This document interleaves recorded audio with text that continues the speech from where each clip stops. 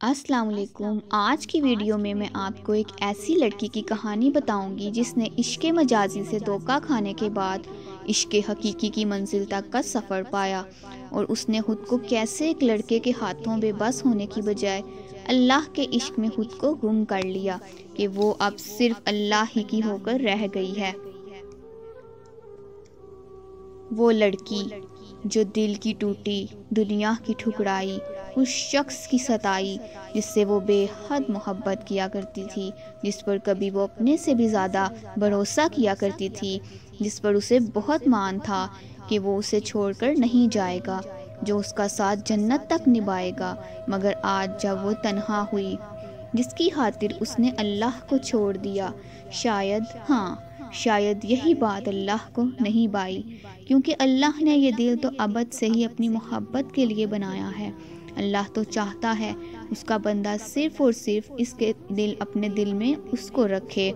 پھر جب انسان اس دل میں کسی نامحرم کو حکمران بنا لیتا ہے تو ظاہر ہے اللہ کو تو برا ہی لگے گا۔ اللہ کو شرک سے سخت نفرت ہے، اللہ کو شرک سخت ناپسند ہے۔ آج یہی بات اس نادان لڑکی کے ذہن میں، دل میں گونج رہی ہے۔ وہ بہت روئی، کبھی سسک سسک کر خاموش ہو جاتی تو کبھی آواز سے روتی، کیونکہ وہ جسے محبت کرتی تھی اس نے بھی آج اس محبت میں شرک کیا تھا۔ وہ کسی اور لڑکی کی خاطر اس کو چھوڑ گیا تھا، اس کو دھوکہ دے دیا تھا۔ وہ بہت ہی تکلیف اور اذیت میں خود کو محسوس کر رہی تھی۔ وہ نمازوں سے بہت دور تھی، اللہ کی عبادت سے بہت دور تھی۔ کبھی کبھی نماز پڑھ لیتی تھی، پر آج جب تکلیف میں تھی تو اسے اچانک اللہ یاد آیا، مگر وہ بہت شرمندہ تھی۔ پھر اچانک اس کے ذہن میں اللہ کی ایک آیت آئی جو کہ اس نے فیس بک یا انسٹا پر پڑھی ہوگی، اور وہ آیت تھی سورہ توبہ کی آیت نمبر 40، جس کا ترجمہ تھا غم نہ کرو، اللہ تمہارے ساتھ ہے۔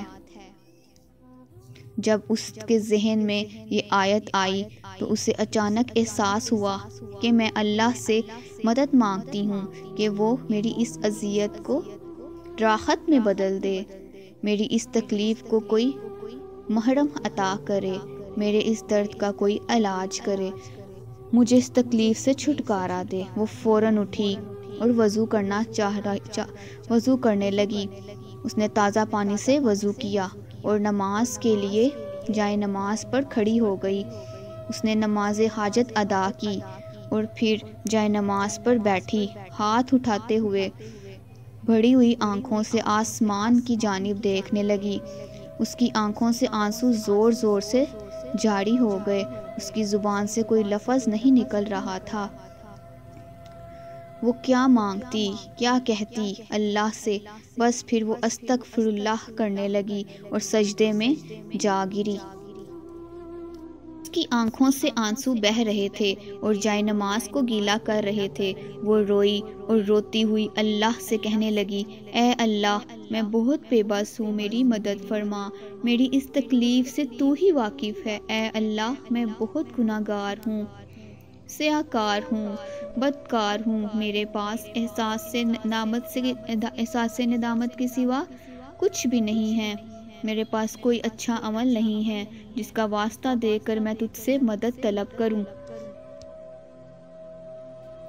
بے شک میرے اللہ، جہاں پہ کوئی نہیں ہوتا وہاں تو ہوتا ہے، جب سب چھوڑ دیتے ہیں تو ہی تھام لیتا ہے، جہاں سے امیدیں ختم ہو جاتی ہیں وہاں سے تو امیدیں شروع کرتا ہے، ہاں وہاں تو روشنی دیتا ہے۔ میرے رب، مجھے گرنے سے بچا لے، بے شک تو ہی ہمت اور دینے والا ہے، تو ہی محبت ہے، تیرا ساتھ ہی سب سے بڑھ کر ہے اور تیرے ساتھ سے بڑھ کر کسی کا ساتھ نہیں، تو ہی ہمیشہ کے لیے ہے اور تو ہی ہمیشہ رہنے والا ہے۔ بہترین مدد صرف تیری ہی ہے، اے رب میری مدد ہمیشہ میرے ساتھ رہنا، کبھی مجھے تنہا مت چھوڑنا۔ اے میرے رب، میں تیری عبادت کرتی ہوں اور تجھی سے مدد مانگتی ہوں۔ ایاک نعبد و ایاک نستعین۔ یا اللہ اپنی رحمت اپنے حبیب کے صدقے مجھے اس مصیبت سے نکال دے میرے مالک، مجھے اس آزمائش سے نکال دے میرے رب۔ تو جانتا ہے میں بہت کمزور ہوں، اے اللہ میں بہت گناہ گار ہوں۔ اے اللہ مجھ پر وہ بوجھ نہ ڈال جس کو اٹھانے کی مجھ میں طاقت نہیں ہے۔ مجھ پر اپنی رحمت فرما دے، مجھے معاف کر دے، مجھے اپنے حبیب پاک حضرت محمد صلی اللہ علیہ وآلہ وسلم کے صدقے، ان کی پیاری بیگموں کے صدقے میری مدد فرما، مجھے اس رسوائی سے بچا لے میرے پروردگار، میری مدد فرما، مجھے بچا لے میرے اللہ۔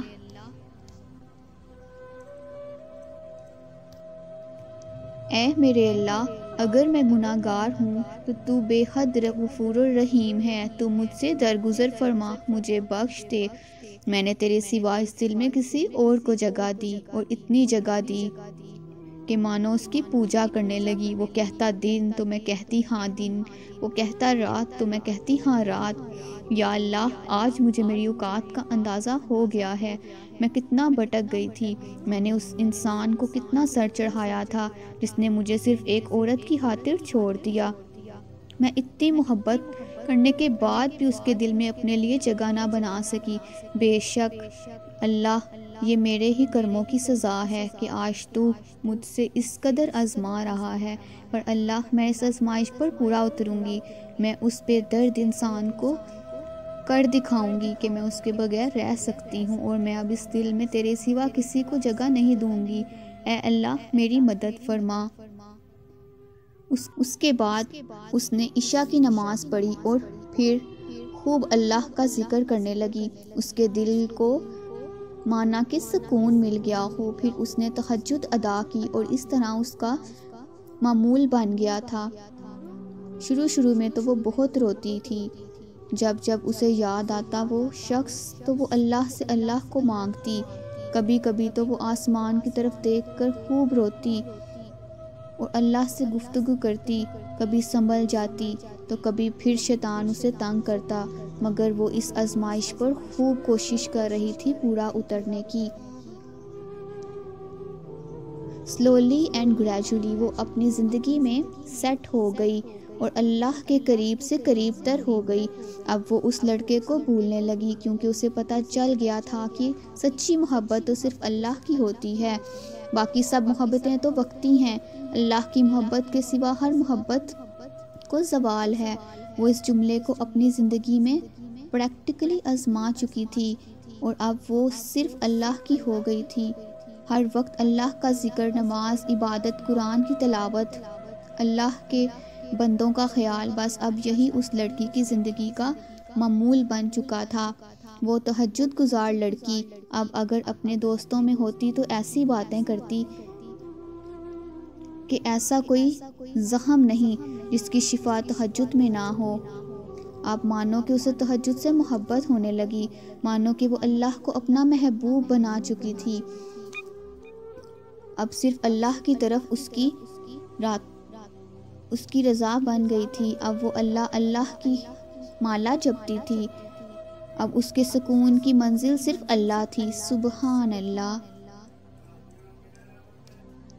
شاید یہ اللہ ہی کا منصوبہ تھا کہ اسے اس لڑکے کے ہاتھوں ٹھکرایا گیا، اس لڑکے کے ہاتھوں ہی توڑا گیا اور اپنے پاس لایا گیا۔ ہاں بالکل ایسا ہی ہے، جب بندہ اللہ کے علاوہ کسی اور کو محبت دے اپنے دل میں، یا کسی اور کا ہو جائے اور اللہ ہی کو بھول جائے جس نے اسے پیدا کیا، کھلایا پلایا چلایا، پھر اسے اس قابل بنایا کہ وہ کسی کا محتاج نہ رہے، اور اس کو دنیا کی ہر نعمت سے مالا مال کیا، پھر وہ انسان اللہ ہی کو بھول جائے اور اس دل میں کسی اور کو محبت دے دے، کسی اور کو جگہ دے دے، تو ظاہر ہے اللہ کو بھی تو جلال آنا ہے۔ اس نے بھی تو اس شخص کے ہاتھوں ہی اسے دھوکہ دیا کہ وہ سیدھا اللہ کی بارگاہ میں آ گئی، مگر جب اسے اللہ کو پا لیا تو اسے ایک چیز آبزرو ہوئی کہ اگر ہم کسی انسان سے محبت کرتے ہیں تو ہمیں ڈر ہوتا ہے کہ وہ کہیں کسی اور کے پاس نہ چلا جائے، کہیں وہ روٹھ نہ جائے، کہیں وہ دور نہ چلا جائے، کہیں وہ بے وفائی نہ کر دے،